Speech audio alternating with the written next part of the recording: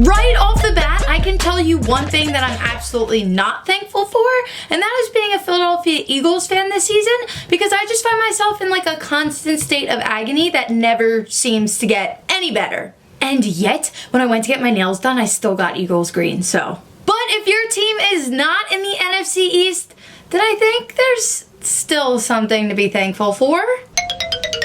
Okay, maybe the Joe Burrow injury isn't great.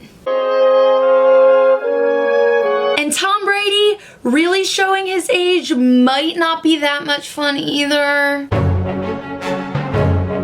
And the fact that he can't really perform in primetime games anymore is slightly concerning.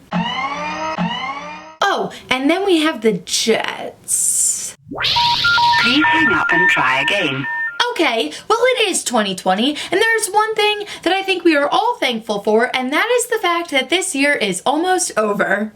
And we get 3 different games tomorrow. Texans versus the Lions at 12:30, Washington versus Cowboys at 4:30, and the highly anticipated rematch of division rivals, Ravens versus the Steelers at 8:20 p.m.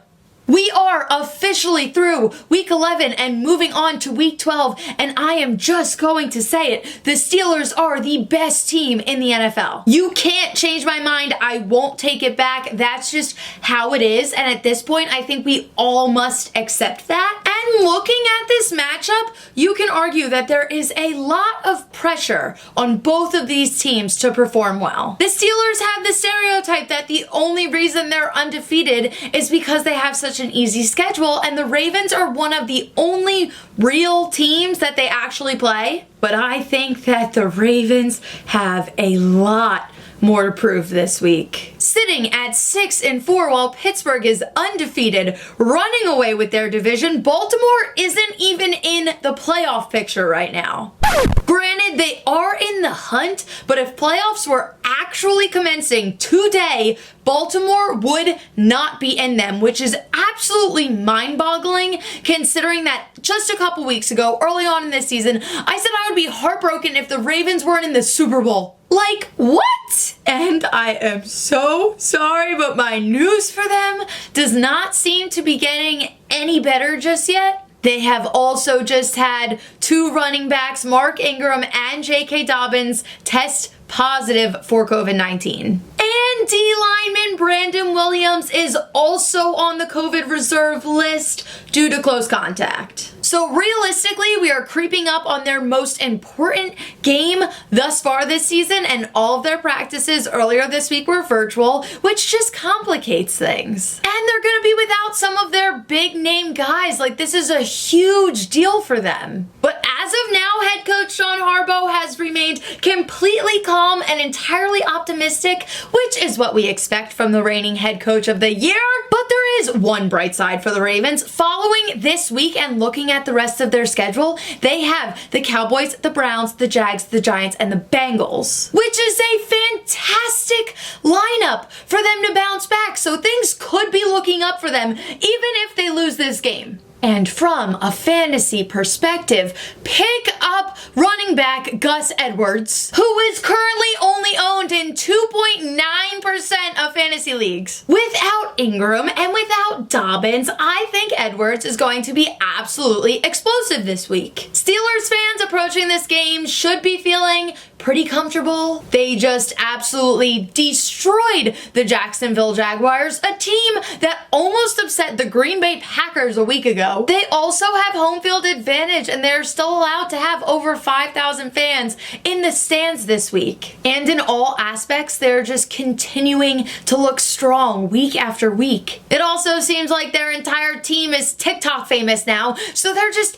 having a time over there in Pittsburgh. Now, I know some people might get offended when I refer to the Steelers as the best team in the NFL, considering we have the Chiefs, and considering that the Chiefs have Patrick Mahomes, who is a stone cold killer and an absolute beast. And when I say this about the Steelers, I'm not taking anything away from the Chiefs. I'm one small person that can't say enough good things about the Chiefs. Especially that last minute of their game against the Raiders.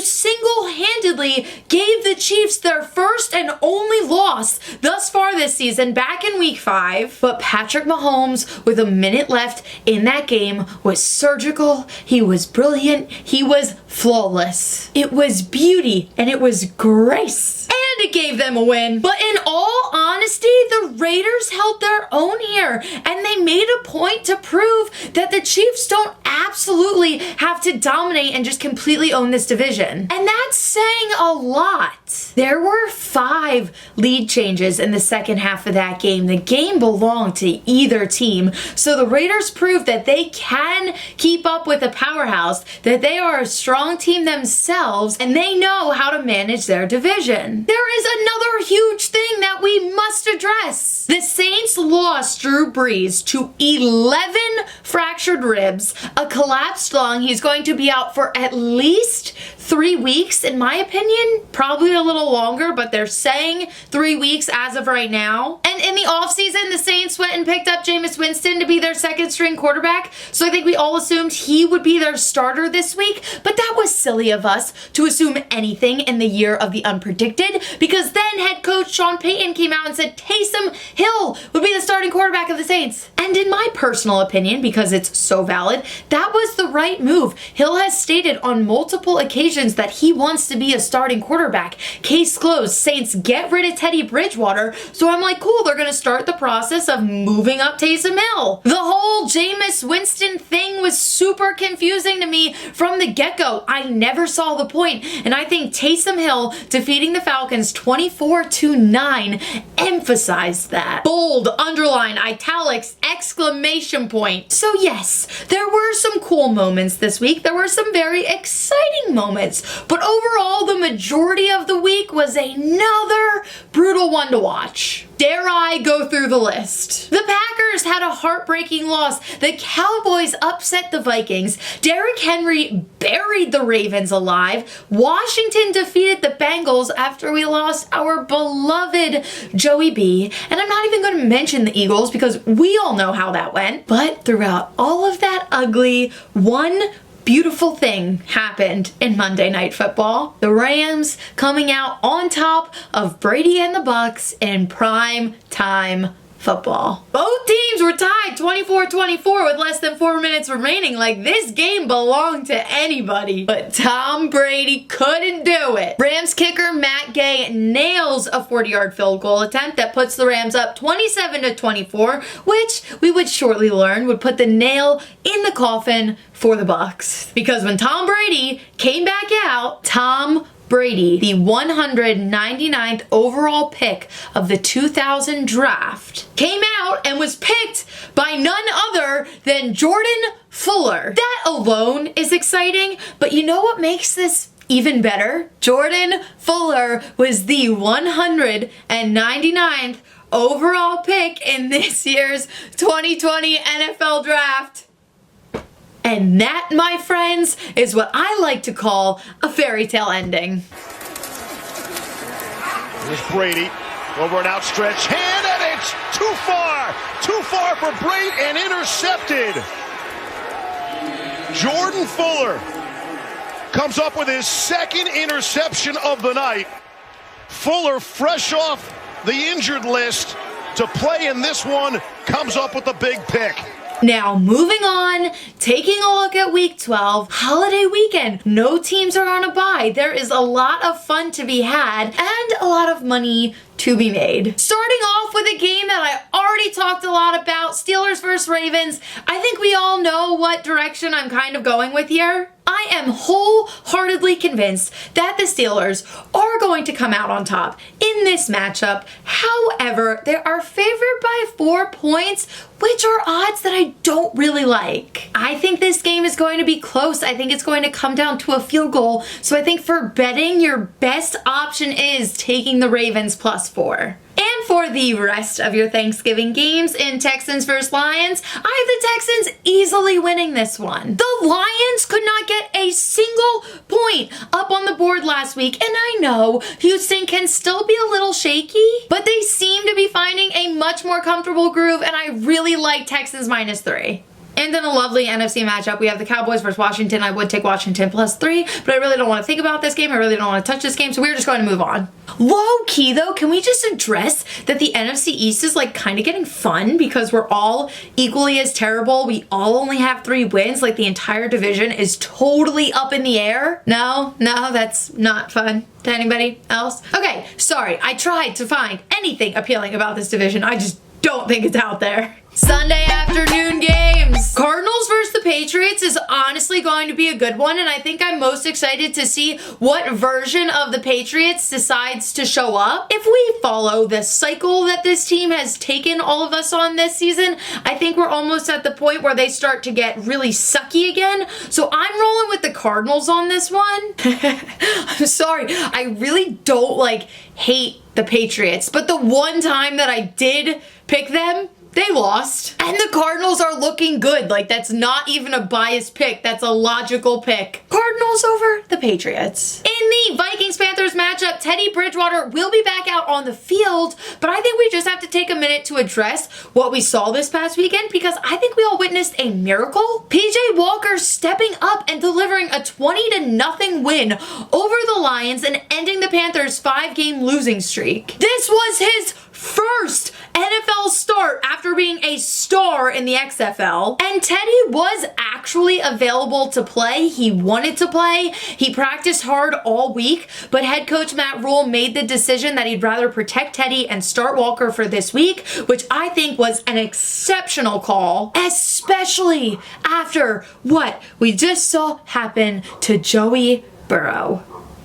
Teddy was still a little shaky. They said he was at an 85%, but they were missing 2 main O-linemen, and they just wanted to make sure that he was protected. In this game, the Vikings are favored by 4, and no offense, I think that's complete insanity. The Panthers are winning this game. Take them +4. Now, I just mentioned Joe Burrow, so let's talk about him a little bit and what the Bengals are in for. Joey tore his ACL and his MCL, and there are also other structural issues that have completely ended his season. Before we even knew the extent of his injury, he sent out a tweet that just absolutely broke me. Right now, all we can do is wish him the best, and I'm just praying that this doesn't change him as a player. This is a very serious injury, and he is very young. And he is just one of those special athletes that I was excited to watch grow. He is going to be severely missed, and I'm just hoping that he can come out next season and look like nothing ever happened. Now the Bengals have to take on the Giants, and it legitimately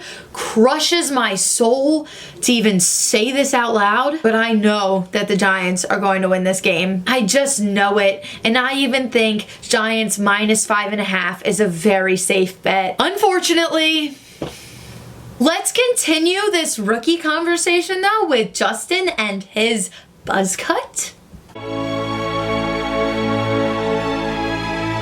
which he received a lot of hate for, but I kind of like it. Maybe it's just because I'm in awe with everything he does. Okay, football? I do think the haircut though might be a good luck charm. He cut off the luscious locks and got the team a win. And I think they upset the Bills this week and bring home another dub. Now, that was a hot take, but I am very here for it. More rookie talk though, because I love it. Tua had a rough week last week. Fitzmagic actually relieved him at the end of the game, even though he was healthy, which is a move I don't necessarily agree with, especially for a rookie. However, I'm not the head coach, and they have the Jets this week, which I can't explicitly say is a guaranteed win. 1, this is divisional. 2, the Jets are due for a win. What are the chances they actually go the entire season winless? Pretty high, actually. This is a guaranteed win for the Dolphins. And now we have some interesting matchups from the later window. The Saints with Taysom Hill versus the Denver Broncos. The Saints are favored by 5.5, and I think after what we saw last week, you must roll with them here. I'm sorry, I know the Broncos are another one of those teams that I like always pick against, and they're actually one of the ones that like consistently prove me wrong. But think about it. If things aren't going as great as they did last week with Taysom Hill, the Saints put in Jameis. Honestly surprised I didn't pick this as my lock this week. Broncos, I will give you the benefit of the doubt soon, I promise. But this week, it just ain't it. And the Chiefs versus the Buccaneers should be a great matchup. Let me emphasize the should here. Because on paper, this game looks really cool. It's like the past versus the future. Two good teams. It isn't a primetime game, so Brady should at least have a chance here. But I still fully believe that the Chiefs will blow the Buccaneers fully out of the water. And now, time for my lock this week. And again, please take the Seahawks over the Eagles because we all know how that is actually going to go. I just don't have it in my soul to actually lock it in because it tears me apart inside. So, my lock this week is a very fun divisional game between the Rams and the 49ers, where the Rams are going to win by at least 10 points. For sure. Lock it in, baby. I hope everybody has a safe and happy Thanksgiving. And if you are in the holiday spirit and feeling oh so generous, please give this video a like and don't forget to subscribe to my channel. And mac and cheese is the most important part of Thanksgiving and you cannot convince me otherwise. Peace.